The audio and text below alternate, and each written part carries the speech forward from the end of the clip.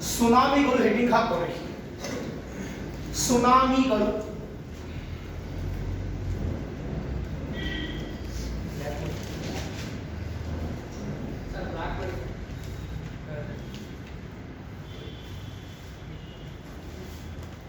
ಇದು ನಡೀತಲ್ಲ, ಇದು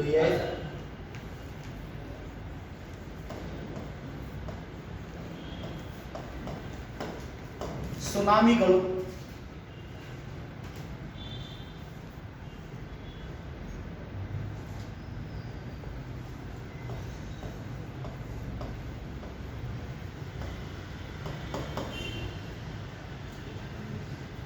ಸುನಾಮೀಸ್.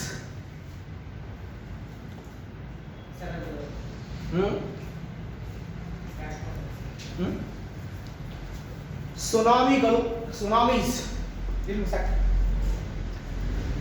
ಸುನಾಮಿ ಅಂದ್ರೆ ಏನು? PSI ಎಕ್ಸಾಮ್ದ ಕ್ವಶನ್ ಕೇಳ್ಯಾನ. PSI ಎಕ್ಸಾಮ್ದ ಕ್ವಶನ್ ಕೇಳಿದ್ದಾನೆ. ಏನು ಆನ್ಸರ್ ಕೊಟ್ಟನಪ್ಪ ಅಂತಂದ್ರೆ, ಸಮುದ್ರದ ಭೋರ್ಗ ತೆರೆಗಳಿಗೆ ಸುನಾಮಿ ಅಂತ ಕರೆದಾಗ ಅದು ಕೊಟ್ಟಂತ ಆನ್ಸರ್. ಸಮುದ್ರದ ಭೋರ್ಗ ತೆರೆಗಳಿಗೆ ಸುನಾಮಿ. ಹಾಗಾದ್ರೆ ಸುನಾಮಿ ಅಂತಂದ್ರೆ ಏನು? ಒಂದು ಶಬ್ದ ಬರ್ಕೊಡ್ರಿ. ಭೂಕಂಪಗಳಿಂದ ಉಂಟಾದ ಬೃಹದಾಕಾರದ ಸಮುದ್ರದ ಅಲೆಗಳಿಗೆ ಸುನಾಮಿ ಅಂತ ಕರೆದಾರೆ. ಭೂಕಂಪಗಳಿಂದ ಉಂಟಾದ ಬೃಹದಾಕಾರದ ಸಮುದ್ರದ ಅಲೆಗಳಿಗೆ ಸುನಾಮಿ ಅಂತ ಕರೆದಾರೆ. The seismic sea waves are called tsunami. The seismic sea waves are called tsunamis. Hada or submarine earthquakes. Submarine earthquakes are known as tsunami. ಭೂಕಂಪಗಳಿಂದ ಉಂಟಾದ ಬೃಹದಾಕಾರದ ಸಮುದ್ರದ ಅಲೆಗಳಿಗೆ ಸುನಾಮಿ. ಸಾಮಾನ್ಯವಾಗಿ ಸುನಾಮಿಗಳು ಎಲ್ಲಿ ಆಗ್ತಾವ? ಸುನಾಮಿಗಳು ಎದಕ್ಕೆ ಸಂಬಂಧ ಅದಾವ? ಸಾಗರ ಸಮುದ್ರಗಳಲ್ಲಿ. ಸುನಾಮಿಗಳು ಆಗುವುದು ಸಾಗರ ಮತ್ತು ಸಮುದ್ರಗಳಲ್ಲಿ ಸುನಾಮಿಗಳು ಆಗ್ತಾವ ನೋಡ್ರಿ. ಅದ ಸುನಾಮಿಗಳು ಸಾಗರ ಸಮುದ್ರಗಳಲ್ಲಿ ಆಗ್ತಾವ, ಗೊತ್ತಿರಲಿ. ಭೂಮಿ ಮೇಲೆ ಭೂಕಂಪಗಳು ಆದ್ರೆ ಅದಕ್ಕೆ ಭೂಕಂಪಗಳು ಅಂತ ಕರೆದಾರ. ಅದೇ ಭೂಕಂಪ ನೀರಿನೊಳಗ ಆದರೆ, ಸಾಗರ ಸಮುದ್ರಗಳಲ್ಲಿ ಆದರೆ ಅದಕ್ಕೆ ಸುನಾಮಿ ಅಂತ ಕರೆದಾರ. ಇಲ್ಲಿ ಸುನಾಮಿ ಅನ್ನುವಂಥ ಶಬ್ದ ಎರಡು ಜಪಾನ್ ಭಾಷಾ ಪದಗಳಿಂದ ರಚನೆಯಾಗೈತಿ. ಎರಡು ಜಪಾನ್ ಭಾಷಾ ಪದಗಳು, ಒಂದ ಸು ಮತ್ತೊಂದ ನಾಮಿ. ನೋಡಿ, ಅದ ಎರಡು. ಒಂದ TSU ಬರ್ತದ, TSU ಅದ. ಒಂದ TSU ಬರ್ತದ, ಅಂದ್ರೆ ಸು. ಒಂದ ಸು ಮತ್ತೊಂದ ನಾಮಿ. ಒಂದ ಸು ಒಂದೇ ನಾಮಿ. ಜಪಾನ್ ಭಾಷಾ ಪದಗಳಿಂದ ಬಳಕೆಗೆ ಬಂದಿರ್ತದೆ. ಸು ಅಂತಂದ್ರೆ ಜಪಾನ್ ಭಾಷೆ ಒಳಗ ಬಂದರುಗಳು. ಸು ಅಂತಂದ್ರೆ ಬಂದರುಗಳು. ನಾಮಿ ಅಂತಂದ್ರೆ ಅಲೆಗಳು. ನಾಮಿ ಅಂತಂದ್ರೆ ಅಲೆಗಳು. ಸು ಮೀನ್ಸ್ ಪೋರ್ಟ್ಸ್. ನಾಮಿ ಮೀನ್ಸ್ ವೇವ್ಸ್. ಅದ ಸು ಅಂತಂದ್ರೆ ಬಂದರುಗಳು, ನಾಮಿ ಅಂತಂದ್ರೆ ಅಲೆಗಳು. ಇದು ಜಪಾನ್ ಭಾಷೆಯಿಂದ ಬಳಕೆಗೆ ಬಂದಿರ್ತದೆ. ಸ್ವಲ್ಪ ಇಲ್ಲೇ ಇಮೇಜ್ ನೋಡ್ರಿ. ಇಲ್ಲಿ ಅದ ಸುನಾಮಿ ಬಂದಾವ, ಸುನಾಮಿ ನೀರ ಅದ, ಆ ಅಲೆಗಳು ಆ ನಗರಗಳಲ್ಲಿ ಒಳಗೆ ಬಂದ ನೋಡ್ರಿ. ಅದ ಆ ನಗರದ ಒಳಗೆ ಬಂದಾವ. ಜನ ಎಲ್ಲ ಏನಾವಲ್ಲ ತಮ್ಮ ಮನೆ ಬಿಟ್ಟು ಮೇಲೆ ಬಂದಿರ್ತಾರ. ಇಲ್ಲೇ ನಿಮಗೆ ಕರೆಕ್ಟ್ ಆಗಿ ಸಿಗ್ತದೆ ನೋಡ್ರಿ. ಅದ ಭೂಕಂಪದಿಂದ ಉಂಟಾದ ಬೃಹದಾಕಾರದ ಸಮುದ್ರದ ಅಲೆಗಳಿಗೆ ಸುನಾಮಿ.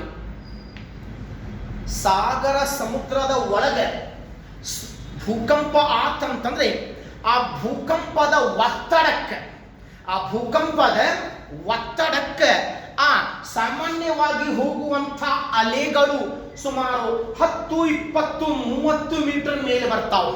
10, 20, 30 ಮೀಟರ್ ಮೇಲೆ ಬರ್ತಾವೆ. ಸಮುದ್ರದ ದಂಡೆಗಳಿಗೆ, ಆ ಕರಾವಳಿ ಪ್ರದೇಶಗಳಿಗೆ ಹಾನಿ ಮಾಡ್ತಾವೆ. ಆ ಕರಾವಳಿ ಪ್ರದೇಶಗಳಿಗೆ ನಾಶ ಮಾಡ್ತಾವೆ.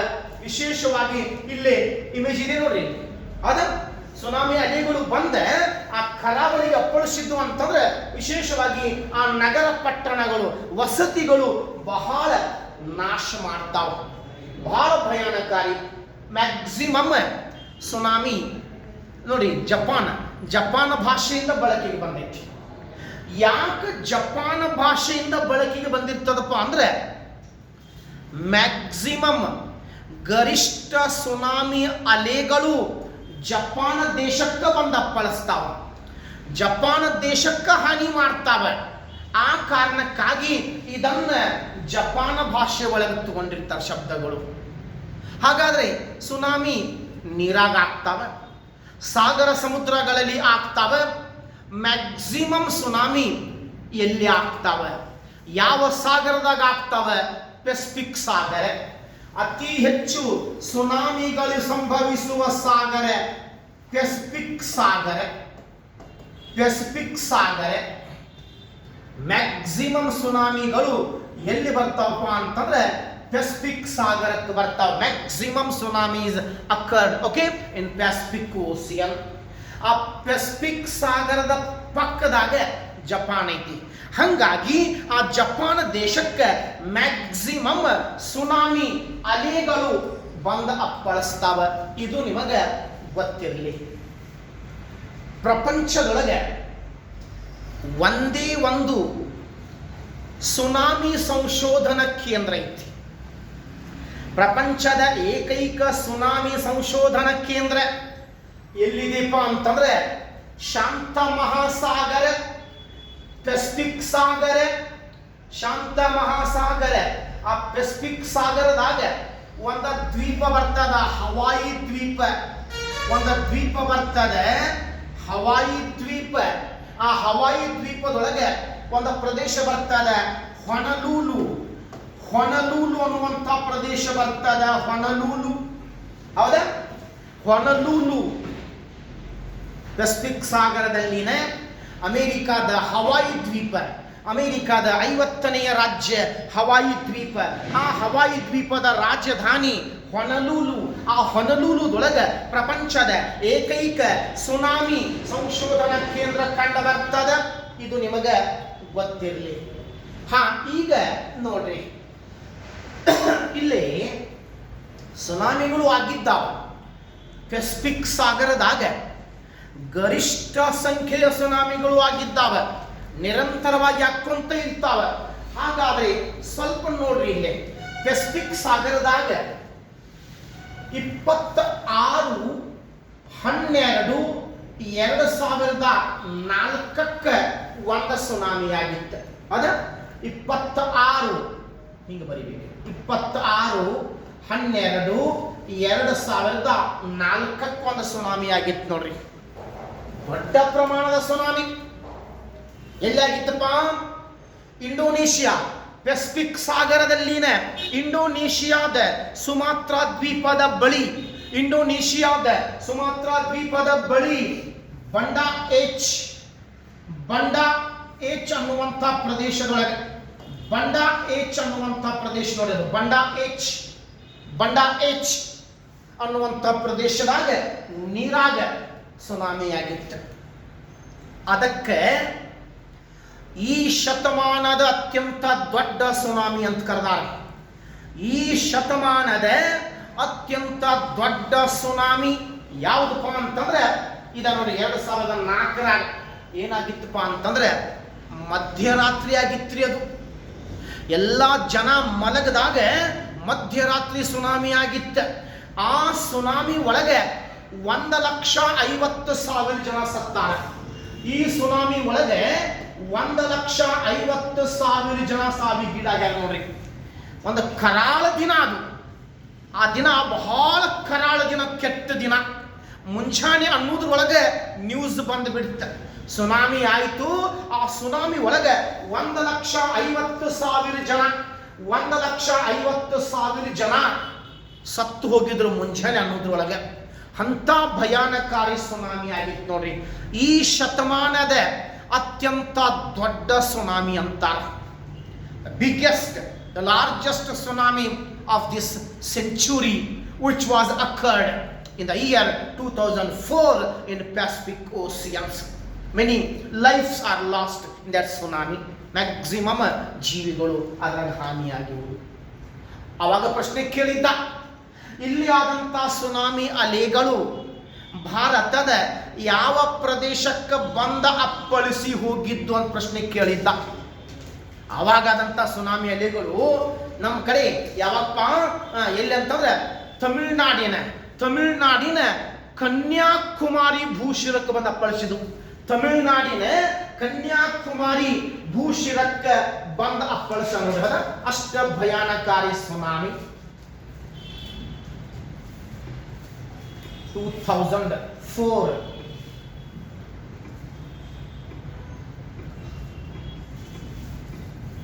tsunami images.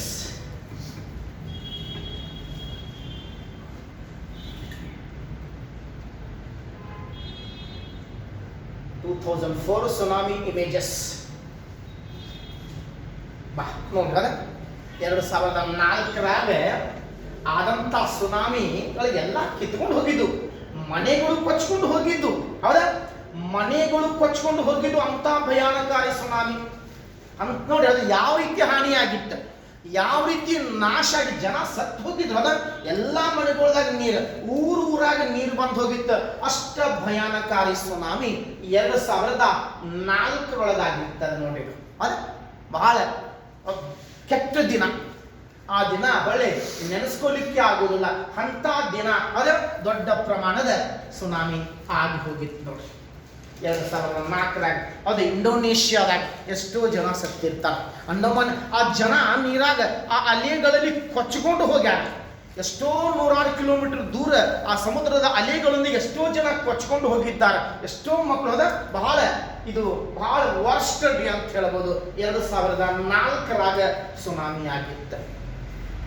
ಇನ್ನು ಇದರ ನಂತರ ಮತ್ತೊಂದು ಸುನಾಮಿ ಅದೇ ಪೆಸಿಫಿಕ್ ಸಾಗರದಾಗ 2011 ಅದೇ ಪೆಸಿಫಿಕ್ ಸಾಗರದಾಗ ಮತ್ತೊಂದು ಸುನಾಮಿ ಆಗಿತ್ತು ನೋಡ್ರಿ. ಅದೇ ಪೆಸಿಫಿಕ್ ಸಾಗರದಾಗ ಮತ್ತೊಂದು ಸುನಾಮಿ ಆಗಿತ್ತು 2011 ಪೆಸಿಫಿಕ್ ಸಾಗರದಾಗ ಆಗಿತ್ತು ನೋಡ್ರಿ. ಈ 2011 ಏನು ಪೆಸಿಫಿಕ್ ಸಾಗರದಾಗ ಏನು ಸುನಾಮಿ ಆತಲ್ಲ, ಆ ಪೆಸಿಫಿಕ್ ಸಾಗರದಾಗ ಆದಂಥ ಸುನಾಮಿ 2011 ಓಕೆ ಆದಂಥ ಸುನಾಮಿ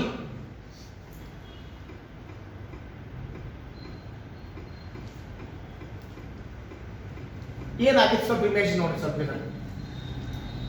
ಪೆಸಿಫಿಕ್ ಸಾಗರದಾಗ ಆಗಿತ್ತ, ಆದ್ರೆ ಮ್ಯಾಕ್ಸಿಮಮ್ ಹಾನಿ ಆಗಿದ್ದ ಜಪಾನ್ ದೇಶಕ್ಕೆ. ಇದರಿಂದ ಜಪಾನ್ ದೇಶಕ್ಕೆ ಬಹಳ ಹಾನಿ ಆಗಿತ್ತು ನೋಡಿ ಜಪಾನ್ದಾಗ. ಯಾಕಂತಾರೆ ಇದು ಅಲ್ಲೇ ಜಪಾನ್ ದೇಶಕ್ಕೆ ಅಪ್ಪಳಿಸಿದ್ದು. ಅಲ್ಲೇ ಜಪಾನ್ ಅಲ್ಲೇ ಪಕ್ಕದಾಗ ಐತಿ. ಜಪಾನ್ ಅರ್ಧ ಜಪಾನ್ ಕೊಚ್ಕೊಂಡು ಹೋಗಿತ್ತು ನೋಡ್ರಿ. ವಾಹನಗಳು ಎಲ್ಲ ನೀರಾಗ ತೇಲ್ಕೊಂಡು ಹೋಗಿದ್ದು. ವಾಹನಗಳೆಲ್ಲ ನೋಡಿದ್ರೆ ನೀರಾಗ ತೇಲ್ಕೊಂಡು ಹೋಗಿದ್ದು ನೋಡಿ. ಅಷ್ಟ ಭಯಾನಕಾರಿ ವಾಹನಗಳು. ಅಷ್ಟ ದೊಡ್ಡ ಪ್ರಮಾಣದ ಸುನಾಮಿ ಜಪಾನ್ದಾಗ ಆಗಿತ್ತು. PSIದಾಗ 2 ಕ್ವಶನ್ ಕೇಳೋಣ. Same 2 question. 2011 ಆದ ಪೆಸಿಫಿಕ್ ಸಾಗರದಾಗ ಆದಂಥ ಸುನಾಮಿ ಅಲೆಗಳಿಂದ ಜಪಾನ್ ದೇಶದ ಯಾವ ಪರಮಾಣು ವಿದ್ಯುತ್ ಕೇಂದ್ರಕ್ಕೆ ಹಾನಿಯಾಗಿತ್ತು ಪ್ರಶ್ನೆ ಕೇಳಿದ್ದ. ಜಪಾನ್ ದೇಶದಾಗ ಒಂದು ಪರಮಾಣು ವಿದ್ಯುತ್ ಕೇಂದ್ರ ಬರ್ತದೆ. ಅಲ್ಲೇ ಈ ಸುನಾಮಿ ಅಲೆಗಳಿಂದ ಹಾನಿ ಬಹಳ ಆಗಿತ್ತು. ಅದರ ಹೆಸರು ಏನಪ್ಪಾ ಅಂತಂದ್ರೆ ಫುಕುಶಿಮಾ. ಅದರ ಹೆಸರೇ ಫುಕುಶಿಮಾ. ಏನಪ್ಪ ಇದು? ಇದನ್ನು ಸ್ವಲ್ಪ ಕಲಿಪೋಂಗ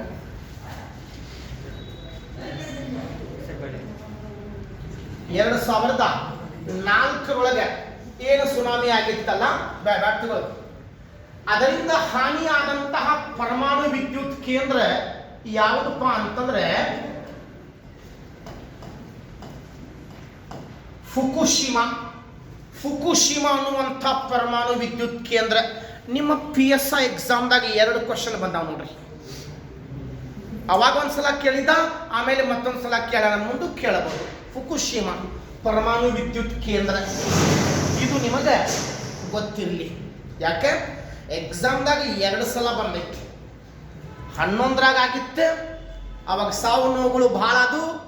2011ಕ್ಕೆ ಮತ್ತೊಮ್ಮೆ ಜಪಾನ್ದೊಳಗಾಯಿತು, ಸಾವು ನೋವುಗಳ ಪ್ರಮಾಣ ಕಡಿಮೆ. ಯಾಕಂತಂದ್ರೆ ಜಪಾನ್ದೊಳಗೆ ಭೂಕಂಪ ಮುನ್ಸೂಚನಾ ಕೇಂದ್ರಗಳು, ಜ್ವಾಲಾಮುಖಿ ಮುನ್ಸೂಚನಾ ಕೇಂದ್ರಗಳು ಸ್ಥಾಪನೆ ಮಾಡ್ಯಾರ.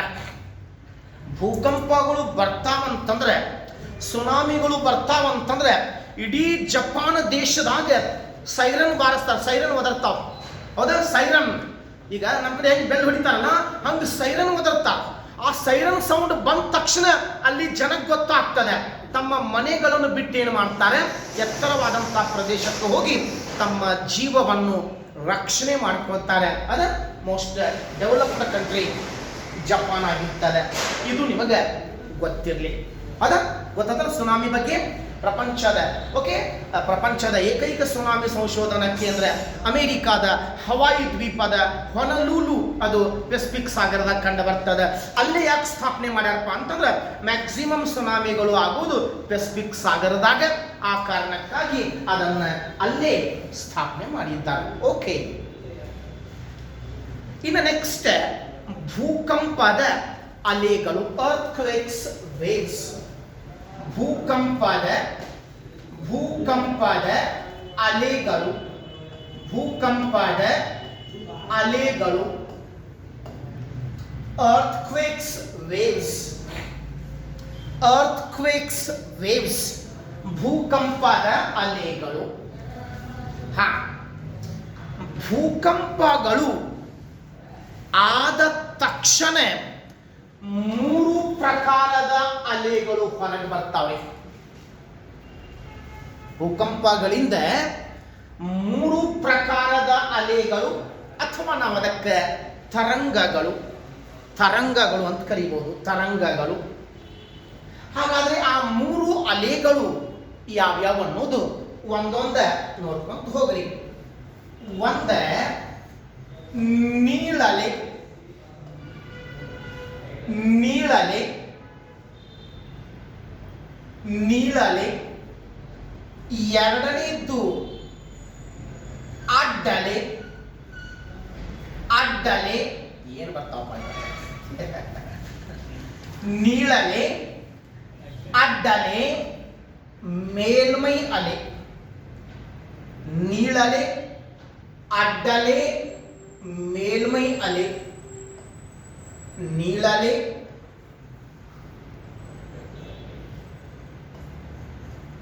ಅಡ್ಡಲೆ,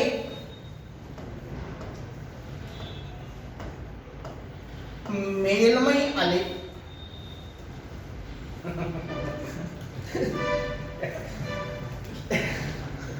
ಬಹಳ ಡೇಂಜರಸ್ ಐತಿ, ಏನೇನೋ ಕೊಡ್ತಾರೆ.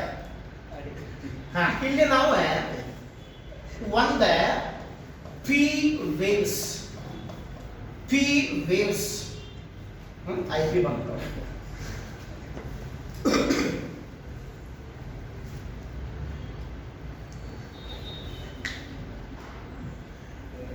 ಇದನ್ನು ಬೇಡ ಸಾಲಿಡ್ ಪೆನ್ ತಗೊಳ್ಳು ಸದ್ಯ ಬೇಡ. ಒಂದ ನೀಳಲೆ, ಎರಡನೇದ ಅಡ್ಡಲೆ, ಮೂರನೇದ್ದು ಮೇಲ್ಮೈ ಅಲೆ. ಇದಕ್ಕೆ ನಾವು ಪಿ ಅಲೆಗಳು ಅಥವಾ ತರಂಗಗಳು, ಟಿ ಅಲೆಗಳು ಅಥವಾ ತರಂಗಗಳು, ಎಸ್ ಅಲೆಗಳು ಅಥವಾ ತರಂಗಗಳು. ನೋಡ್ರಿ, P primary waves, T traverse waves, S surface waves, ಅದ ನೀಳಲೆ, ಅಡ್ಡಲೆ, ಮೇಲ್ಮೈ ಅಲೆ. ಭೂಮಿ ಒಳಗೆ 3 ಪದರುಗಳು ಕಂಡು ಬರ್ತಾವ. ಆ ಬೇರೆ ಬೇರೆ ಪದರುಗಳಿಂದ ಬೇರೆ ಬೇರೆ ಅಲೆಗಳು ಹೊರಗೆ ಬರ್ತಾವ. ನೀಳಲೆ ಎಲ್ಲಿಂದ ಬರ್ತಾವಪ್ಪ ಅಂತಂದ್ರೆ ಕೇಂದ್ರ ಗೋಳದಿಂದ ಹೊರಗೆ ಬರ್ತಾವ. ಕೇಂದ್ರ ಗೋಳದಿಂದ ಹೊರಗೆ ಬರ್ತಾವ. ಭೂಕಂಪ ಆದ ತಕ್ಷಣ ಭೂಮಿಯ ಕೇಂದ್ರ ಬಿಂದು, ಆ ಕೇಂದ್ರ ಬಿಂದುವಿನ ಮೂಲಕ ಕೇಂದ್ರ ಗೋಳ, ಮಿಶ್ರಗೋಳ, ಶಿಲಾಗೋಳ ಅಥವಾ ಘನ, ದ್ರವ, ಅನಿಲ ಮಾಧ್ಯಮಗಳ ಮೂಲಕ ಚಲಿಸಿ ಹೊರಗೆ ಬರುವಂತಹ ಅಲೆಗಳಿಗೆ ನೀಳಲೆ ಅಂತ ಕರೆದೇವಿ. ಫಸ್ಟ್ ಬರ್ತಾವೆ ಇವು ಸೆಕೆಂಡಿಗೆ, ಒಂದೊಂದು ಸೆಕೆಂಡಿಗೆ ಎಷ್ಟು ವೇಗವಾಗಿ ಹೊರಗೆ ಬರ್ತಾವಪ್ಪ ಅಂತಂದ್ರೆ 5.5ರಿಂದ 13 ಕಿಲೋಮೀಟರ್ ವೇಗವಾಗಿ ಹೊರಗೆ ಬರ್ತಾವ. 5.5ರಿಂದ 13 ಕಿಲೋಮೀಟರ್ ವೇಗವಾಗಿ ಹೊರಗೆ ಬರ್ತಾವ ತರಂಗಗಳು, ನೀಳಲೆ.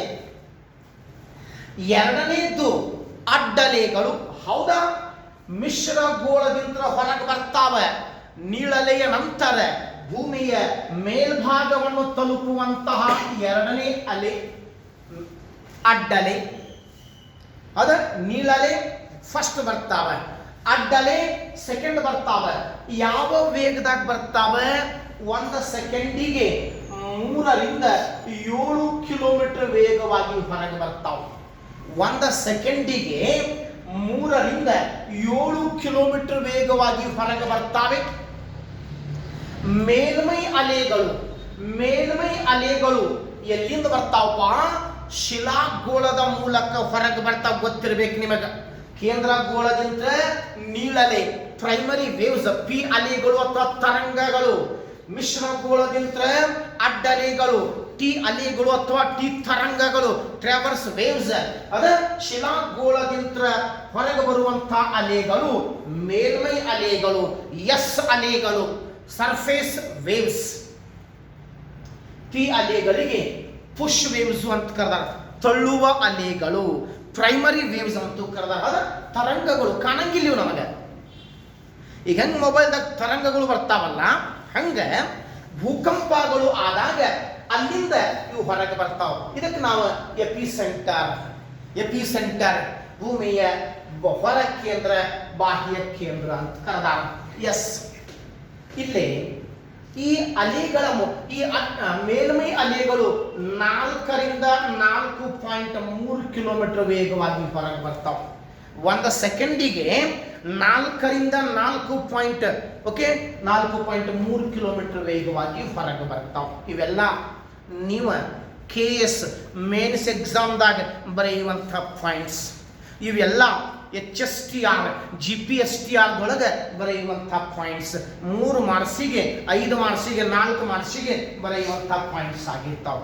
ಇನ್ನು ನಿಮ್ಮ ಆಬ್ಜೆಕ್ಟಿವ್ ಎಕ್ಸಾಮ್ದಾಗ ಕ್ವಶನ್ಸ್ ಹೆಂಗೆ ಕೇಳ್ಯಾಣ, ಈ ಅಲೆಗಳ ಬಗ್ಗೆ ಪ್ರಶ್ನೆ ಹೆಂಗೆ ಕೇಳ್ಯಾಣ? ಘನ, ಧ್ರುವ, ಅನಿಲ ಮಾಧ್ಯಮಗಳ ಮೂಲಕ ಚಲಿಸುವ ಅಲೆ ಯಾವುದು ಕೇಳ್ಯಾಣ? ಅದ ಮಿಶ್ರಗೋಳ, ಕೇಂದ್ರಗೋಳ, ಶಿಲಾಗೋಳ, 3 ಸ್ತರಗಳ ಮೂಲಕ ಚಲಿಸುವ ಅಲೆಗಳು. ಅದ ಆದ್ರೆ ಎಕ್ಸಾಮ್ದಾಗ ಪಿ ಅಲೆಗಳು ಅಥವಾ ಪಿ ತರಂಗಗಳು ಕೊಡ್ತಾನ. ಅಲೆಗಳು ಅಥವಾ ತರಂಗಗಳು. ಆದ್ರೆ ಇವು ಹೆಚ್ಚಾಗಿ ಶಬ್ದ ಯೂಸ್ ಮಾಡಿಲ್ಲ. ನೀಳಲೆ, ಅಡ್ಡಲೆ, ಮೇಲ್ಮೈ ಅಲೆ ಇವನ್ ಯೂಸ್ ಮಾಡಿಲ್ಲ. ಪಿ ಅಲೆಗಳು, ಪಿ ತರಂಗಗಳು, ಟಿ ಅಲೆಗಳು, ಟಿ ತರಂಗಗಳು, ಎಸ್ ಅಲೆಗಳು, ಎಸ್ ತರಂಗಗಳು, ಈ ರೀತಿ ಶಬ್ದ ಯೂಸ್ ಮಾಡಿದ್ದಾನೆ. ಎಸ್. ಇನ್ನ ಇದೊಂದು ಪ್ರಶ್ನೆ ಆತ. 3 ಸ್ತರಗಳ ಮೂಲಕ ಚಲಿಸುವ ಅಲೆಗಳು ಪಿ ಅಲೆಗಳು. ಮತ್ತೊಂದು ಕ್ವಶನ್, ಆ 3 ಸ್ತರಗಳ ಮೂಲಕ ಚಲಿಸಲಾರದೆ ಇರುವ ಅಲೆಗಳು, ಘನ, ಧ್ರುವ, ಅನಿಲ ಮಾಧ್ಯಮಗಳ ಮೂಲಕ ಚಲಿಸಲಾರದೆ ಇರುವಂತಹ ಅಲೆಗಳು ಮೇಲ್ಮೈ ಅಲೆಗಳು ಅಥವಾ ಎಸ್ ಅಲೆಗಳು ಅಥವಾ ಎಸ್ ತರಂಗಗಳು. 3 ಸ್ತರಗಳ ಮೂಲಕ ಚಲಿಸಂಗಿಲ್ಲ. ಇದು ನಿಮಗೆ ಗೊತ್ತಿರಲಿ. ಒಂದು ಕ್ವಶನ್, ಮ್ಯಾಕ್ಸಿಮಮ್ ಸಿಟಿ ಒಳಗೆ ರಿಪೀಟ್ ಆದಂಥ ಕ್ವಶನ್ ಎಲ್ಲ ಕಡೆ ಕೇಳ್ಯಾನ. ನಾಳೆ ಆದರೂ ಕೇಳ್ತಾನೆ, ಮುಂದಾದ್ರೂ ಕೇಳ್ತಾನೆ, ಯಾವುದೇ ಎಕ್ಸಾಮ್ದಾಗ ಕೇಳ್ತಾನೆ. ಏನಪ್ಪ ಪ್ರಶ್ನೆ ಅದು? 3 ಅಲೆಗಳಲ್ಲಿ ಅತ್ಯಂತ ವಿನಾಶಕಾರಿ ಅಲೆಗಳು ಯಾವುವು? Most dangerous waves, which of the followings earthquakes waves are the most dangerous, most destructive waves? ಹೆಚ್ಚು ವಿನಾಶಕಾರಿ, ಹೆಚ್ಚು ಹಾನಿ ಮಾಡುವಂಥ ಅಲೆಗಳು. ಎಸ್ ಅಲೆಗಳು, ಎಸ್ ತರಂಗಗಳು ಅಥವಾ ಮೇಲ್ಮೈ ಅಲೆಗಳು. ಯಾಕಂತಂದ್ರೆ ನಿಧಾನವಾಗಿ ಬರ್ತಾವೆ, ಇವುಗಳ ವೇಗ ಬಹಳ ಕಡಿಮೆ ಇದೆ. ಆದರೆ ಶಿಲಾಗೋಳದ ಮೂಲಕ ಮಾತ್ರ ಹೊರಗೆ ಬರ್ತಾವೆ. ಇವು ಹೊರಗೆ ಬರಬೇಕಾದ್ರೆ ಸೌಂಡ್ ಮಾಡ್ತಾವೆ, ಗರ್ಜನೆ ಮಾಡ್ತಾವೆ, ಭೂಮಿ ನಡಗಿಸ್ತಾವೆ. ಅದ ನೋಡಿ, ನೀಳಲೆ ಸೆಕೆಂಡಿಗೆ 5 ರಿಂದ 13 ಕಿಲೋಮೀಟರ್ ವೇಗವಾಗಿ ಬರ್ತಾವೆ, ಶಾಂತವಾಗಿ ಬರ್ತಾವೆ, ಯಾವುದೇ ತೊಂದರೆ ಆಗಂಗಿಲ್ಲ. ಅಡ್ಡಲೆಗಳು 3 ರಿಂದ 7 ಕಿಲೋಮೀಟರ್ ವೇಗವಾಗಿ ಬರ್ತಾವೆ, ಶಾಂತವಾಗಿ ಬರ್ತಾವೆ, ಯಾವುದೇ ಹಾನಿ ಆಗುವುದಿಲ್ಲ. ಆದರೆ ಮೇಲ್ಮೈ ಅಲೆಗಳು ನಿಧಾನವಾಗಿ ಬರ್ತಾವೆ, ಆದರೆ ಬರಬೇಕಾದ್ರೆ ಸೌಂಡ್ ಮಾಡ್ತಾವೆ, ಗರ್ಜನೆ ಮಾಡ್ತಾವೆ, ಭೂಮಿ ಮೇಲ್ಭಾಗ ನಡಗಿಸ್ತಾವೆ, ಭೂಮಿ ಮೇಲೆ ಹೆಚ್ಚು ಹಾನಿ ಆಗುವುದು ಇವ ಅಲೆಗಳಿಂದ. ಬಿಲ್ಡಿಂಗ್ಸ್ ಕೊಲ್ಯಾಪ್ಸ್ ಆಗ್ತಾವೆ, ರೈಲ್ವೆ ಲೈನ್ ಕಟ್ ಆಗ್ತಾವೆ, ಇಲ್ಲಿ ರಸ್ತೆಗಳು ಕಟ್ ಆಗ್ತಾವೆ. ಸುಮಾರು ಹಾನಿ ಮಾಡುವಂಥ ಅಲೆಗಳು ಮೇಲ್ಮೈ ಅಲೆಗಳು. ಬಟ್ ಎಕ್ಸಾಮ್ದಾಗ ಕೇಳಿದಾಗ ಎಸ್ ಅಲೆಗಳು, ಎಸ್ ತರಂಗಗಳು ಅಂತ ಕೊಟ್ಟಿದ್ದಾನೆ. ಹಂಗಾಗಿ ಇದು ನಿಮಗೆ ಗೊತ್ತಿರಲಿ. ಎಸ್ ಇನ್ನ ಕೇಳ್ರಿ ಇಲ್ಲಿ. ಸಾಮಾನ್ಯವಾಗಿ ಭೂಕಂಪಗಳು ಭೂಮಿ ಹೊರಗಾಗ್ತವೆ, ಭೂಮಿ ಮೇಲೆ ಆಗ್ತವೆ. ಆದರೆ ಕೆಲವೊಂದು ಭೂಕಂಪಗಳು ಭೂಮಿ ಒಳಗ ಆಗ್ತವೆ, ಕೆಲವೊಂದು ಭೂಕಂಪಗಳು ಭೂಮಿ ಒಳಗ ಆಗ್ತವೆ. ಪ್ರಶ್ನೆ ಕೇಳಿದ್ದಾನೆ, ಭೂಮಿಯ ಅತ್ಯಂತ ಆಳದಲ್ಲಿ ಸಂಭವಿಸುವ ಭೂಕಂಪಗಳಿಗೆ ಏನಂತ ಕರೆದಾರ? Which earthquakes are occurred in beneath the earth? ಭೂಮಿ ಒಳಗೆ ಆಗುವಂತ ಭೂಕಂಪಗಳಿಗೆ ಏನಂತ ಕರೆದಾರಪ್ಪ? ಅಗ್ನಿಜನ್ಯ ಭೂಕಂಪಗಳು. ಅಗ್ನಿಜನ್ಯ ಭೂಕಂಪಗಳು. ಹೌದಾ? ಇದು ಕೇಳಿದ್ದಾನೆ. ಕೇಳುವಂತ ಪ್ರಶ್ನೆ HSTR ಹಿಸ್ಟ್ರಿ ಮೆಥಡ್ದಾಗ ಕೇಳಾನ. ಹಿಂದೆ ಇದನ್ನ ಹಿಂದೆ HSTR ಹಿಸ್ಟ್ರಿ ಮೆಥಡ್ದಾಗ ಕೇಳಿದ್ದಾನೆ. ಅಗ್ನಿಜನ್ಯ ಭೂಕಂಪಗಳು ಎಲ್ಲಿ ಆಗ್ತಾವ? ಅತ್ಯಂತ ಆಳದಲ್ಲಿ ಸಂಭವಿಸುವ ಭೂಕಂಪಗಳಿಗೆ ಅಗ್ನಿಜನ್ಯ ಭೂಕಂಪಗಳು. ಇವಕ್ಕ ಇಂಗ್ಲಿಷ್ ಒಳಗೆ ಪ್ಲೂಟೋನಿಕ್ ಅರ್ಥಕ್ವೇಕ್ಸ್, ಇವಕ್ಕ ಇಂಗ್ಲಿಷ್ ಒಳಗೆ ಪ್ಲೂಟೋನಿಕ್ ಅರ್ಥಕ್ವೇಕ್ಸ್ ಅಂತ ಕರೆದಾರೆ. ಪ್ಲೂಟೋನಿಕ್ ಅರ್ಥಕ್ವೇಕ್ಸ್. ಇದು ಒಂದು ಪ್ರಶ್ನೆ. ಅತ್ಯಂತ ಆಳದಲ್ಲಿ ಸಂಭವಿಸುವ ಭೂಕಂಪಗಳಿಗೆ ಅಗ್ನಿಜನ್ಯ ಭೂಕಂಪಗಳು, ಪ್ಲೂಟೋನಿಕ್ ಅರ್ಥಕ್ವೇಕ್ಸ್. ಮತ್ತೊಂದು ಪ್ರಶ್ನೆ, ಅಗ್ನಿಜನ್ಯ ಭೂಕಂಪಗಳು ಭೂಮಿಯ ಒಳಗೆ ಯಾವ ವಲಯದಾಗ ಆಗ್ತಾವ ಅಂತ ಕೇಳೋಣ. ಝೋನ್. ಯಾವ ವಲಯದಾಗ, ಯಾವ ಝೋನದಾಗ ಆಗ್ತಾವೆ?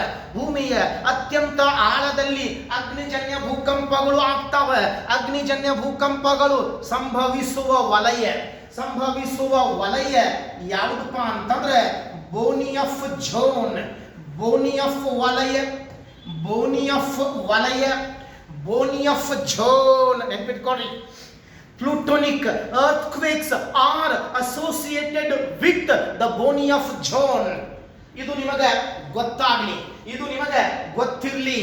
ಹಾಗಾದ್ರೆ ಬೋನಿಯಫ್ ಝೋನ್ ಭೂಮಿಯಿಂದ ಎಷ್ಟು ಒಳಗೈತಿ, ಎಷ್ಟು ಆಳವಾಗಿರ್ತದೆ, ಎಷ್ಟು ಆಳದ ಕಂಡು ಬರ್ತದೆ? ಸುಮಾರು 300 ಕಿಲೋಮೀಟರ್ದಿಂದ 700 ಕಿಲೋಮೀಟರ್ಗಳ ಕಂಡು ಬರ್ತದೆ. ಭೂಮಿ ಒಳಗೆ 300 ಕಿಲೋಮೀಟರ್ದಿಂದ 700 ಕಿಲೋಮೀಟರ್ ಆಳದವರೆಗೂ ಕಂಡು ಬರ್ತದೆ ಬೋನಿಯಫ್ ಝೋನ್. ಇವು 3 ನೆನ್ಪಿಟ್ಕೊಳ್ರಿ. ಮೂರು ನೆನ್ಪಿಟ್ಕೊಡಿ. ಎಲ್ಲ ಕಡೆ ಕೇಳಿಲ್ಲ. IAS ಎಕ್ಸಾಮ್ದಾಗ ಕೇಳ್ಯಾನ, UGC ನೆಟ್ ಎಕ್ಸಾಮ್ದಾಗ ಕೇಳ್ಯಾನ, B.Ed ಹಿಸ್ಟ್ರಿ ಮೆಥಡ್ದಾಗ ಕೇಳ್ಯಾನ. ಕೇಳುವಂಥ ಕ್ವಶನ್ ಎಲ್ಲ ಕಡೆ ಬಂದಿಲ್ಲ. ಪೊಲೀಸ್ ಎಕ್ಸಾಮ್ ಅಲ್ಲಿ ಎಲ್ಲ ಕಡೆ ಬಂದಿಲ್ಲ, ಕೆಲವೊಂದು ಕಡೆ ಬಂದಿರ್ತದೆ. ಮುಂದೆ ಎಲ್ಲ ಕಡೆ ಕೇಳಬಹುದು. ಯಾಕ ಹಿಂದೆ ಬಂದಿಲ್ಲ, ಮುಂದೆ ಬರ್ತದ, ನೋ ಡೌಟ್. ಗೊತ್ತಾತಲ್ಲ? ಭೂಕಂಪದ ಅಲೆಗಳು, ಅದರ ನಂತರ ಅಗ್ನಿಜನ್ಯ ಭೂಕಂಪಗಳು. ಎಸ್. ಇನ್ನ ಭಾರತದ ಬಗ್ಗೆ ಸ್ವಲ್ಪ ನೋಡೋಣ. ಭಾರತದ ಭೂಕಂಪದ ವಲಯಗಳು ಹೆಡಿಗೆ ಹಾಕೋರಿ. ಭಾರತದ ಭೂಕಂಪದ ವಲಯಗಳು, ಭಾರತದ ಭೂಕಂಪದ ವಲಯಗಳು.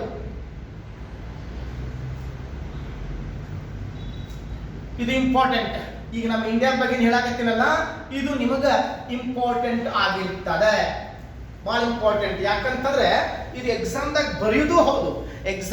ಬರೆಯುವುದು ಹೌದು, ಆಮೇಲೆ ಆಬ್ಜೆಕ್ಟಿವ್ ಕ್ವಶನ್ಸ್ ನಿಮಗ ಇದ್ರಾಗ ಬರ್ತಾವ, ಕ್ವಶನ್ಸ್ ಬರ್ತಾವ ನೋಡ್ರಿ. ಓಕೆ, ಇಲ್ಲಿ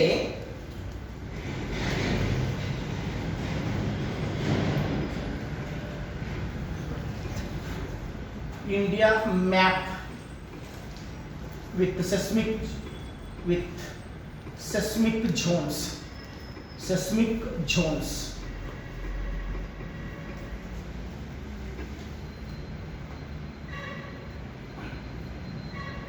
ಇಮೇಜ್ ವಿಡಿಯೋ ಯಾಕೆ ಸೆಟ್ ಮಾಡಿದ್ದಾರೆ? ಭಾರತದ ಭೂಕಂಪದ ವಲಯಗಳು, ಸೆಸ್ಮಿಕ್ ಝೋನ್ಸ್. ಕೇಳ್ರಿ, ಇಲ್ಲಿ ಸೆಂಟ್ರಲ್ ಎಕ್ಸಾಮ್ ದ ಕ್ವಶನ್ ಕೇಳೋಣ.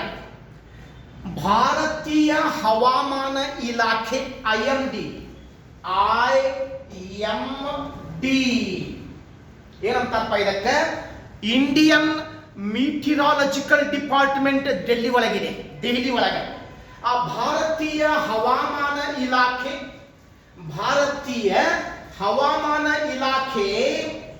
ಭಾರತ ದೇಶವನ್ನು ಎಷ್ಟು ಭೂಕಂಪದ ವಲಯಗಳಾಗಿ ಮಾಡಿರ್ತದ ಪ್ರಶ್ನೆ ಕೇಳೋಣ. IMD, Indian Meteorological Department, is divided India into 5 seismic zones. ಭಾರತೀಯ ಹವಾಮಾನ ಇಲಾಖೆ ಭಾರತವನ್ನು ಎಷ್ಟು ಭೂಕಂಪದ ವಲಯಗಳಾಗಿ ಮಾಡಿರ್ತದೆ? ಭಾರತವನ್ನು 5 ಭೂಕಂಪದ ವಲಯಗಳಾಗಿ ಮಾಡಿರ್ತದೆ. ಇಲ್ಲಿ 4 ಕೊಟ್ಟಾರ, ಅವರಲ್ಲೇ 4 ಕೊಟ್ಟಾರ. 5 ಭೂಕಂಪದ ವಲಯಗಳು ಬರ್ತಾವೆ. ಹೇಳ್ತೇನೆ, ಎಲ್ಲಾನು ತೋರಿಸ್ತೇನೆ, ಡೋಂಟ್ ವರಿ. ನಿಮಗೆ ಎಲ್ಲಾನು ಕರೆಕ್ಟ್ ಆಗಿ ಸಿಸ್ಟಮೆಟಿಕ್ಲಿ ತೋರಿಸ್ತೇನೆ. ಭೂಕಂಪದ ವಲಯಗಳು 1ನೇ ವಲಯ, 2ನೇ ವಲಯ, 3ನೇ ವಲಯ, 4ನೇ ವಲಯ, 5ನೇ ವಲಯ. ಇದ್ರಾಗ ನಿಮಗೆ ಆಬ್ಜೆಕ್ಟಿವ್ ಕ್ವಶನ್ಸ್ 2 ಬರ್ತಾವೆ. ಅತಿ ಹೆಚ್ಚು ಭೂಕಂಪಗಳು ಸಂಭವಿಸುವ ವಲಯ ಯಾವುದು? ಅತ್ಯಂತ ಕನಿಷ್ಠ ಭೂಕಂಪಗಳು ಸಂಭವಿಸುವ ವಲಯ ಯಾವುದು? ಆದ್ರೆ ನೀವು KS ಮೇನ್ಸ್ ಎಕ್ಸಾಮ್ದಾಗ ಬರೀಬೇಕಲ್ಲ, ವಿಷಯ ಹೆಚ್ಚು ಮಾಡಬೇಕಲ್ಲ, ಮ್ಯಾಪ್ ತೆಗಿಬೇಕಾಗ್ತದೆ. ಮ್ಯಾಪ್ ತೆಗೆದ ಇವನ್ನೆಲ್ಲ ನೀವು ತೋರಿಸ್ಬೇಕ್ರಿ. ಭೂಕಂಪಗಳ ಬಗ್ಗೆ ಎಲ್ಲಾನು ತೋರಿಸ್ಬೇಕಾಗ್ತದೆ. ಮ್ಯಾಪ್ ತೆಗೆದ ಇದನ್ನ ನೀವು ಎಲ್ಲಾನು ತೋರಿಸ್ಬೇಕಾಗ್ತದೆ. ಯಾವುದು?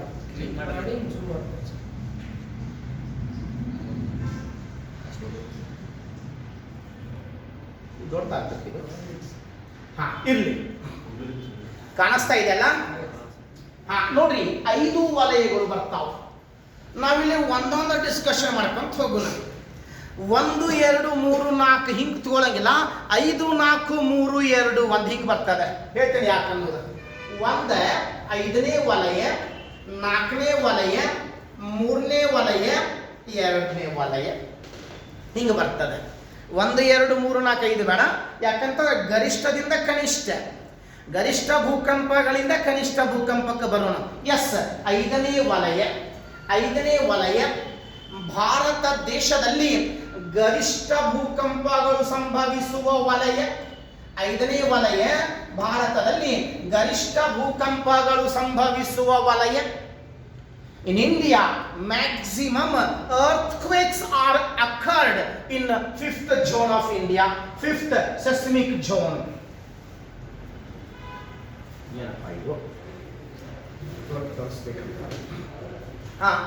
ಅತಿ ಹೆಚ್ಚು ಭೂಕಂಪಗಳು 5ನೇ ವಲಯದಾಗ ಆಗ್ತಾವೆ. ಹಂಗಾದ್ರೆ ಆ 5ನೇ ವಲಯದಾಗ ಯಾವ ಯಾವ ಪ್ರದೇಶಗಳು ಬರ್ತಾವ ಅನ್ನೋದು ಬರ್ಕೊಂತ ಹೋಗ್ರಿ, ಫಾಸ್ಟ್ ಆಗಿ ಬರ್ಕೊಂತ ಹೋಗ್ರಿ. 5ನೇ ವಲಯ ಒಂದ ಜಮ್ಮು ಕಾಶ್ಮೀರ, ಲಡಾಖ್, ಜಮ್ಮು ಕಾಶ್ಮೀರ, ಲಡಾಖ್, ಹಿಮಾಚಲ ಪ್ರದೇಶ್, ಜಮ್ಮು ಕಾಶ್ಮೀರ, ಲಡಾಖ್, ಹಿಮಾಚಲ ಪ್ರದೇಶ್, ಉತ್ತರಾಖಂಡ, ಉತ್ತರಾಖಂಡ, ಸಿಕ್ಕಿಂ, ಸಿಕ್ಕಿಂ, ಸಿಕ್ಕಿಂ, ಪೂರ್ವದ ರಾಜ್ಯಗಳು ಎಲ್ಲ ಬಂದು ಅರುಣಾಚಲ ಪ್ರದೇಶ, ನಾಗಾಲ್ಯಾಂಡ್, ಮಿಜೋರಾಂ, ತ್ರಿಪುರಾ, ಮಣಿಪುರ್, ಮಣಿಪುರ್ ಅದ ಪೂರ್ವದ ರಾಜ್ಯಗಳು. ದೆನ್ ಅಂಡಮಾನ್ ನಿಕೋಬಾರ್, ಇದ್ರಾಗ ತೋರಿಸಿಲ್ಲ, ಇದ್ರಾಗ ತೋರಿಸಿಲ್ಲ. ಅಂಡಮಾನ್ ನಿಕೋಬಾರ್, ಅಂಡಮಾನ್ ನಿಕೋಬಾರ್, ಮತ್ತೆ ಗುಜರಾತ್, ಮತ್ತೆ ಗುಜರಾತ್, ಗುಜರಾತಿನ ಕಚ್, ಗುಜರಾತಿನ ಕಚ್ ಅದ ಬರ್ಕೊಂಡ್ರಲ್ಲ. ಇವು 5ನೇ ವಲಯದಾಗ ಬರ್ತಾವೆ. ಭಾರತ ದೇಶದಾಗ 5ನೇ ವಲಯದಾಗ ಗರಿಷ್ಠ ಭೂಕಂಪಗಳು ಆಗ್ತಾವೆ. ಯಾಕೆ ಅನ್ನೋದು ಸ್ವಲ್ಪ ನೋಡ್ರಿ ಇಲ್ಲಿ. ಇದು ನಮ್ಮ ಪ್ಲೇಟ್, ಹಿಂದೂ ಮಹಾಸಾಗರದ ಪ್ಲೇಟ್, ಇದು ಇಂಡೋ ಆಸ್ಟ್ರೇಲಿಯನ್ ಪ್ಲೇಟ್. ಇಲ್ಲಿ ಯುರೇಷಿಯನ್ ಪ್ಲೇಟ್ ಕೂಡ್ಯಾವ ಇಲ್ಲಿ. ಅದ ಇದು ಒಂದು ಪ್ಲೇಟ್, ಇದು ಒಂದು ಪ್ಲೇಟ್ ಕೂಡ್ಯಾವ. ಆ ಪ್ಲೇಟಿನ ಘರ್ಷಣೆಯಿಂದ ಏನಾಗಿರ್ತಾವೆ, ಹಿಮಾಲಯ ಪರ್ವತಗಳು ಹುಟ್ಕೊಂಡಿದ್ದಾವೆ. ಹಿಮಾಲಯ ಪರ್ವತಗಳು ಹುಟ್ಕೊಂಡಿದ್ದಾವೆ. ಅಲ್ಲೇ 2 ಪ್ಲೇಟ್ ಕೂಡ್ಯಾವ, ಅಲ್ಲೇ 2 ಪ್ಲೇಟ್ ಕೂಡ್ಯಾವ. ಹಂಗಾಗಿ ಮ್ಯಾಕ್ಸಿಮಮ್ ಇದ ವಲಯದಾಗ ಭೂಕಂಪಗಳು ಆಗ್ತಾವೆ. ಅರ್ಥಾತ್ ಏನ, 5ನೇ ವಲಯ ಅತ್ಯಂತ ಗರಿಷ್ಠ ಭೂಕಂಪಗಳು ಸಂಭವಿಸುವ ವಲಯ. ಇನ್ನು ನೆಕ್ಸ್ಟ್ 4ನೇ ವಲಯ, ಗರಿಷ್ಠ ನಂತರ ಇಲ್ಲಿ ಹೆಚ್ಚು ಭೂಕಂಪ ಗರಿಷ್ಠ. ನೆಕ್ಸ್ಟ್ ಅದರ ನಂತರ ಅದರ 4ನೇ ವಲಯ. 4ನೇ ವಲಯದಾಗ ಗರಿಷ್ಠಕ್ಕಿಂತಲೂ ಸ್ವಲ್ಪ ಕಡಿಮೆ ಆಗ್ತಾವ, ಕಡಿಮೆ ಭೂಕಂಪಗಳು. ಅಂದ್ರೆ ಸಾಮಾನ್ಯವಾಗಿ ಭೂಕಂಪಗಳು ಆಗ್ತವೆ, ಸಾಮಾನ್ಯವಾಗಿ ಇಲ್ಲಿ ಭೂಕಂಪಗಳು ಆಗ್ತಾವ. ಹಂಗಾದ್ರೆ ಎಲ್ಲೆಲ್ಲಿ ಆಗ್ತಾವ ಈಗೇನು ಬರ್ಕೊಂಡ್ರಲ್ಲ ಅವ ಬರ್ತಾವ. ಮತ್ತು ಅದರ ದಕ್ಷಿಣ ಭಾಗಗಳು, ಜಮ್ಮು ಕಾಶ್ಮೀರ ದಕ್ಷಿಣ ಭಾಗ, ದಕ್ಷಿಣ ಜಮ್ಮು ಕಾಶ್ಮೀರ್, ದಕ್ಷಿಣ ಲಡಾಖ್, ದಕ್ಷಿಣ ಜಮ್ಮು ಕಾಶ್ಮೀರ್, ದಕ್ಷಿಣ ಲಡಾಖ್, ದಕ್ಷಿಣ ಹಿಮಾಚಲ ಪ್ರದೇಶ್, ದಕ್ಷಿಣ ಭಾಗ ಹಿಮಾಚಲ ಪ್ರದೇಶ್, ಉತ್ತರ ಪ್ರದೇಶ್, ಉತ್ತರ ಪ್ರದೇಶ್, ಬಿಹಾರ್, ಬಿಹಾರ್, ಪಶ್ಚಿಮ ಬಂಗಾಳ, ಉತ್ತರ ಪ್ರದೇಶ್, ಬಿಹಾರ್, ಪಶ್ಚಿಮ ಬಂಗಾಳ,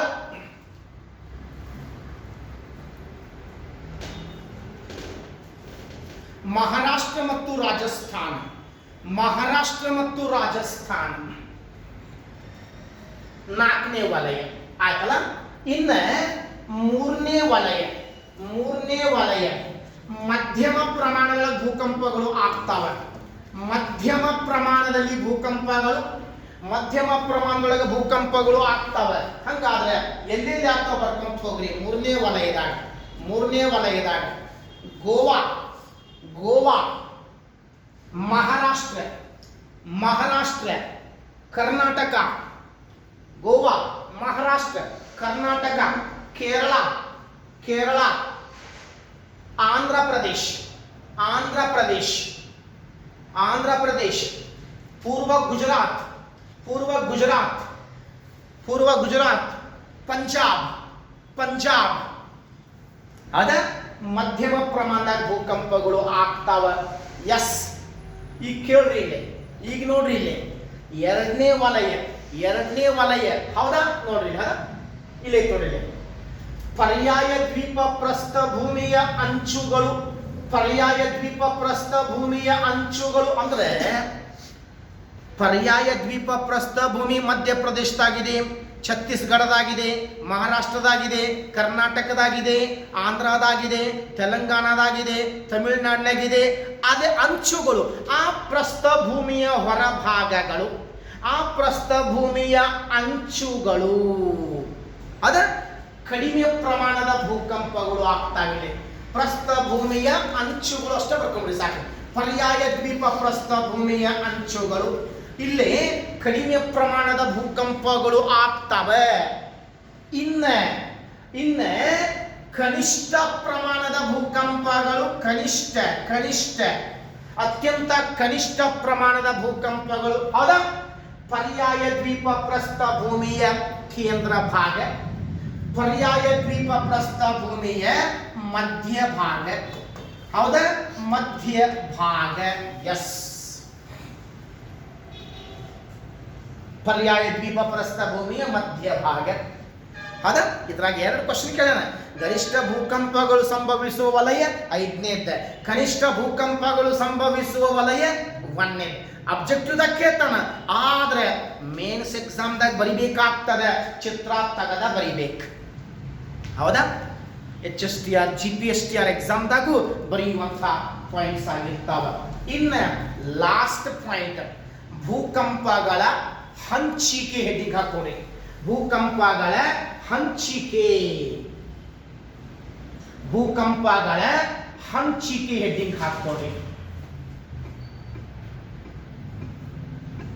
ಭೂಕಂಪಗಳ ಹಂಚಿಕೆ.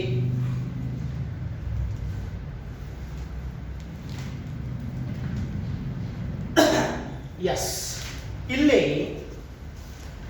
ಮ್ಯಾಕ್ಸಿಮಮ್ ಭೂಕಂಪಗಳು ಎಲ್ಲಿ ಆಗ್ತಾವ ಬರ್ಕೋತೀವಿ.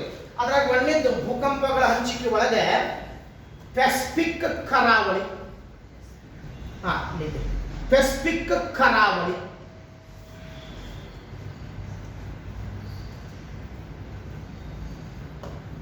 ಹೌದಾ? ಪೆಸಿಫಿಕ್ ಕರಾವಳಿ ಒಳಗೆ 75% ಭೂಕಂಪಗಳು ಆಗ್ತಾವ. ಅಂದರೆ ಶಾಂತ ಮಹಾಸಾಗರದ ಕರಾವಳಿ ಒಳಗೆ, ಶಾಂತ ಮಹಾಸಾಗರದ ಕರಾವಳಿ ಒಳಗೆ 75% ಭೂಕಂಪಗಳು ಆಗ್ತಾವ. ಹಾಗಾದರೆ ಆ ಶಾಂತ ಮಹಾಸಾಗರದ ಕರಾವಳಿ ಎಲ್ಲೆಲ್ಲಿ ಬರ್ತದೆ? ಶಾಂತ ಮಹಾಸಾಗರದ ಕರಾವಳಿ ಎಲ್ಲೆಲ್ಲಿ ಬರ್ತದೆ? ಇದು ವೈಟ್ ಬೋರ್ಡ್ ಬಂತಲ್ಲ ಇಲ್ಲಿ. ಶಾಂತ ಮಹಾಸಾಗರದ ಕರಾವಳಿ ಎಲ್ಲೆಲ್ಲಿ ಕಂಡು ಬರ್ತದೆ ನೋಡ್ರಿ ಇಲ್ಲಿ. ಹೌದಾ? ಇದು ಶಾಂತ ಮಹಾಸಾಗರದ ಕರಾವಳಿ ನೋಡ್ರಿ. ಹೌದಾ? ಇಲ್ಲಿ ಶಾಂತ ಮಹಾಸಾಗರದ ಕರಾವಳಿ ಕಂಡು ಬಂತ ನೋಡ್ರಿ. ಮೋಸ್ಟ್ಲಿ ಇದು ಎಸ್, ಇಲ್ಲಿ ಬರ್ತದೆ. ಕರೆಕ್ಟ್ ಸಿಸ್ಟಮ್ ಅದ, ಇದು ಸಿಸ್ಟಮ್ ನೋಡ್ರಿ. ಶಾಂತ ಮಹಾಸಾಗರದ ಕರಾವಳಿ ಒಳಗೆ ಭೂಕಂಪಗಳು ಎಲ್ಲೆಲ್ಲಿ ಆಗ್ತಾವ? 75%. ಅದ ಇದು ಶಾಂತ ಮಹಾಸಾಗರದ ಕರಾವಳಿ. ಇದೇನಿದೆಲ್ಲ ಶಾಂತ ಮಹಾಸಾಗರದ ಕರಾವಳಿ. ಇನ್ನು ಅದನ್ನು ಬಿಟ್ಟರೆ ಇದು ಶಾಂತ ಮಹಾಸಾಗರದ ಕರಾವಳಿ. ಮ್ಯಾಕ್ಸಿಮಮ್ ಭೂಕಂಪಗಳು ಇಲ್ಲಿ ಆಗ್ತಾವ. ಹಾಗಾದರೆ ಶಾಂತ ಮಹಾಸಾಗರದ ಕರಾವಳಿ ಒಳಗೆ ಯಾವ ಯಾವ ದೇಶಗಳು ಬರ್ತಾವ? ಬರ್ಕೊಂತ ಹೋಗ್ರಿ. ಶಾಂತ ಮಹಾಸಾಗರದ ಕರಾವಳಿ ಒಳಗೆ ಬರುವಂತ ದೇಶಗಳು, yes, New Zealand, New Zealand, Indonesia, Indonesia, Malaysia, New Zealand, Indonesia, Malaysia, New Zealand, Indonesia, Malaysia, Philippines, Philippines, Philippines, Japan, Japan, ಪೂರ್ವ ರಷ್ಯಾ ಅಥವಾ ಕಾಮಚಟ್ಕ ಪ್ರಸ್ಥಭೂಮಿ, ಕಾಮಚಟ್ಕ ಪ್ರಸ್ಥಭೂಮಿ, ಕಾಮಚಟ್ಕ ಪ್ರಸ್ಥಭೂಮಿ ರಷ್ಯಾ ನೋಡ್ರಿ. 2025ರಾಗ ಭೂಕಂಪಗಳು ಬಹಳ ಆಗ್ಯಾವ್ರಿ. 2025ರಾಗ 2025ರ ಭೂಕಂಪಗಳು ಜ್ವಾಲಾಮುಖಿಗಳು ಮ್ಯಾಕ್ಸಿಮಮ್ ಆಗ್ಯಾವ. ನೀವು ತೆಗೆದು ನೋಡ್ರಿ ಹಿಸ್ಟ್ರಿ, ನೀವು ಗೂಗಲ್ ಸರ್ಚ್ ಮಾಡಿ ನೋಡ್ರಿ. ಏನೋ 2025 ಬಹಳ ವರ್ಸ್ಟ್, ಬಹಳ ಕೆಟ್ಟ ವರ್ಷ ಅನ್ಬೋದು. ಯಾಕೆ? ದೇಶಗಳಲ್ಲಿ ಯುದ್ಧ ಆಗಿದ್ದಾವ. ಅದ ರಷ್ಯಾ ಮತ್ತು ಯುಕ್ರೇನ್ ಯುದ್ಧ ಆಗಿರ್ತದೆ, ಪ್ಯಾಲೆಸ್ಟೈನ್ ಮತ್ತು ಇಸ್ರೇಲ್ ಯುದ್ಧ ಆಗಿರ್ತದೆ. ಮ್ಯಾಕ್ಸಿಮಮ್ ಯುದ್ಧಗಳು ಆದಂತ ವರ್ಷ ಅದು. ಮ್ಯಾಕ್ಸಿಮಮ್ ಭೂಕಂಪಗಳು ಜ್ವಾಲಾಮುಖಿಗಳು ಆದಂತ ವರ್ಷ. Okay, right. ಫಿಲಿಪೈನ್ಸ್, ಜಪಾನ್, ರಷ್ಯಾದ ಪೂರ್ವ ರಷ್ಯಾ ಕಾಮಚಟ್ಕ ಪ್ರಸ್ಥಭೂಮಿ. ಹೌದಾ? ಎಸ್. ಅಮೆರಿಕಾದ ಅಲಾಸ್ಕಾ, ಅಮೆರಿಕಾದ ಅಲಾಸ್ಕಾ, ಅಮೆರಿಕಾದ ಅಲಾಸ್ಕಾ, ಕ್ಯಾಲಿಫೋರ್ನಿಯಾ, ಕ್ಯಾಲಿಫೋರ್ನಿಯಾ, ಪೇರು ಮತ್ತು ಚಿಲಿ, ಪೇರು ಮತ್ತು ಚಿಲಿ, ಪೇರು ಮತ್ತು ಚಿಲಿ. ನೆಕ್ಸ್ಟ್ ಇಂಡೋನೇಷಿಯಾ, ಮಲೇಷಿಯಾ, ಸಾರಿ ಸಾರಿ ಸಾರಿ ಸಾರಿ ಉತ್ತರ ಅಮೆರಿಕಾದ ರಾಖಿ ಪರ್ವತಗಳು, ಉತ್ತರ ಅಮೆರಿಕಾದ ರಾಖಿ ಪರ್ವತಗಳು, ದಕ್ಷಿಣ ಅಮೆರಿಕಾದ ಆಂಡೀಸ್ ಪರ್ವತಗಳು. ಉತ್ತರ ಅಮೆರಿಕಾದ ರಾಖಿ ಪರ್ವತಗಳು, ದಕ್ಷಿಣ ಅಮೆರಿಕಾದ ಆಂಡೀಸ್ ಪರ್ವತಗಳು. ಹೌದಾ? ಎಲ್ಲ ಪ್ರದೇಶಗಳಲ್ಲಿ ಮ್ಯಾಕ್ಸಿಮಮ್ ಭೂಕಂಪಗಳು ಆಗ್ತಾವ. 75% ಭೂಕಂಪಗಳು ಇವೆಲ್ಲ ಎಲ್ಲಿ ಬರ್ತಾವಪ್ಪ? ದ ರಿಂಗ್ ಆಫ್ ಫೈರ್ ಮುಂದೆ ಬರ್ತದೆ. ಹೇಳ್ತಾರೆ ರಿಂಗ್ ಆಫ್ ಫೈರ್ ಅನ್ನೋದು. ಇದಕ್ಕೆ ರಿಂಗ್ ಆಫ್ ಫೈರ್ ಅಂತ ಕದಾರ. ಈ ಅರ್ಧ ಭಾಗ ಈ ಅರ್ಧ ಭಾಗ ಇಲ್ಲಿಂದ ತಗೊಳ್ರಿ ರಿಂಗ್, ಇಲ್ಲಿಂದ ತಗೊಳ್ರಿ ರಿಂಗ್, ಹೌದಾ? ಮುಂದೆ ಇಲ್ಲಿ ಬರ್ತದೆ, ಇಲ್ಲಿ ಬರ್ತದೆ. ಅದಕ್ಕೆ ನಮ್ಮ ಕನ್ನಡದಾಗ ಅಗ್ನಿ ವ್ರತ, ಅಗ್ನಿ ಚಕ್ರ, ಅಗ್ನಿ ವ್ರತ, ಅಗ್ನಿ ಚಕ್ರ ಅಂತ ಕರೆದಾರೆ. ಎಸ್. ಇನ್ನು ಮತ್ತೆ ಎಲ್ಲಿ ಆಗ್ತಾವ ಭೂಕಂಪಗಳು? ಮತ್ತೆ ಎಲ್ಲಿ ಆಗ್ತಾವ? ಅಲ್ಪೈನ್ ಹಿಮಾಲಯ. ಎರಡನೇ point alpine Himalaya, alpine Himalaya, alpine Himalaya, alpine Himalaya ranges, alpine Himalaya mountain. ಇದು ಯುರೋಪ್ ಮತ್ತು ಏಷ್ಯಾ ಖಂಡದಾಗ ಆಗ್ತದೆ. ಯುರೋಪ್ ಮತ್ತು ಏಷ್ಯಾ ಖಂಡದಾಗ ಹೌದಾ? ಇಲ್ಲೇನದಾವಲ್ಲ ಸ್ಪೇನ್, ಫ್ರಾನ್ಸ್, ಟರ್ಕಿ, ಹೌದಾ? ಸ್ಪೇನ್, ಫ್ರಾನ್ಸ್, ಟರ್ಕಿ, ಇಲ್ಲಿ Afghanistan, Turkmenistan, Uzbekistan, Bharat, Pakistan, Bangladesh, Burma, ಇವೆಲ್ಲ ಏನದಾವಲ್ಲ ಅಲ್ಪೈನ್ ಹಿಮಾಲಯ. ಅಲ್ಪೈನ್ ಪರ್ವತಗಳು ಯುರೋಪ್ ಖಂಡದಾಗ ಅದಾವ. ಹಿಮಾಲಯ ಪರ್ವತಗಳು ನಮ್ಮ ಏಷ್ಯಾ ಖಂಡದಾಗ ಅದಾವ. ಎರಡು ಕೂಡಿಸಿ ಅಲ್ಪೈನ್ ಹಿಮಾಲಯ, ಎರಡು ಖಂಡಗಳನ್ನು ಕೂಡಿಸಿ ಏನಂತ ಕರೆದಾರಪ್ಪ? ಯುರೇಷಿಯಾ ಅಂತ ಕರೆದಾರ. ಸ್ಪೇನ್, ಫ್ರಾನ್ಸ್ ಏನದಲ್ಲ? Spain, France, Portugal, Georgia, okay, Iran, Afghanistan, Pakistan, Uzbekistan, Turkmenistan, Bharat, Bangla, Burma, Thailand, ಇವೇನದವಲ್ಲ ಅಲ್ಪೈನ್ ಹಿಮಾಲಯ ಬೆಲ್ಟ್ದಾಗ ಬರ್ತಾವ. ಇವೆಲ್ಲ ಎಕ್ಸಾಮ್ದಾಗ ಬರೆಯುವುದು, ಇವೆಲ್ಲ ಮೇನ್ಸ್ ಎಕ್ಸಾಮ್ದಾಗ ಬರಿಬೇಕು. ಭೂಕಂಪಗಳ ಹಂಚಿಕೆ ಅರ್ಧ ಪೇಜ್ ಹೆಚ್ಚು ಕಡಿಮೆ ಮ್ಯಾಟ್ರ್ ಬರಿಬೇಕಾಗ್ತದೆ. ಇನ್ನು ಇದರ ನಂತರ ಆಫ್ರಿಕಾದ ಸೀಳು ಕಣಿವೆ ಮೂರನೇದ ಆಫ್ರಿಕಾದ ಸೀಳು ಕಣಿವೆ, rift valley of Africa, rift valley of Africa, rift valley of Africa, ಆಫ್ರಿಕಾದ ಸೀಳು ಕಣಿವೆ. ನೋಡ್ರಿ, ಆಫ್ರಿಕಾದ ಸೀಳು ಕಣಿವೆ ಇಲ್ಲಿ ಬರ್ತದೆ, ಆಫ್ರಿಕಾದ ಸೀಳು ಕಣಿವೆ ಇಲ್ಲಿ ಬರ್ತದೆ. ಒಂದೊಂದು ಬರ್ಕೊಂತ ಹೋಗ್ರಿ. ಓಕೆ, ಇರಿತ್ರಿಯಾ ದೇಶ ಬರ್ತದೆ. ಇಥಿಯೋಪಿಯಾ,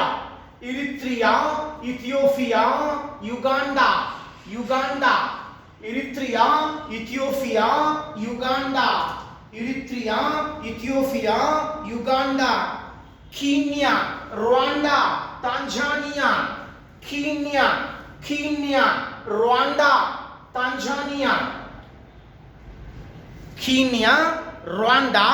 ತಾಂಜಾನಿಯಾ, ಯುಗಾಂಡ ಇವೆಲ್ಲ ಏನಿದಾವಲ್ಲ ಆಫ್ರಿಕಾದ ಸೀಳು ಕಣಿವೆ. ನೋಡ್ರಿ, ಆಫ್ರಿಕಾ ಅಲ್ಲೇ ಒಡ್ಕೊಂಡೈತಿ. ಆಫ್ರಿಕಾದೊಳಗೆ ಒಂದು ಸೀಳು ಕಣಿವೆ ಆಗೈತಿ. ಭೂಮಿ ಒಡ್ಕೊಂಡಿರ್ತದೆ, ಭೂಮಿ ಸಪ್ರೇಟ್ ಆಗಿರ್ತದೆ. ಒಂದು ತೋರ್ಸೇನಿ ಪ್ರಪಂಚದ ಅತ್ಯಂತ ದೊಡ್ಡ ಸೀಳು ಕಣಿವೆ ಆಫ್ರಿಕಾದ ಸೀಳು ಕಣಿವೆ. ಎಸ್, ಇವಾದು. ಇನ್ನು ನೆಕ್ಸ್ಟ್ ಎಲ್ಲಿ ಆಗ್ತಾವೆ? ನೆಕ್ಸ್ಟ್ ಪಾಯಿಂಟ್ ಭೂಫಲಕಗಳು ಕೂಡುವ ವಲಯಗಳು, ಭೂಫಲಕಗಳ ವಿಭಜನಾ ವಲಯಗಳು.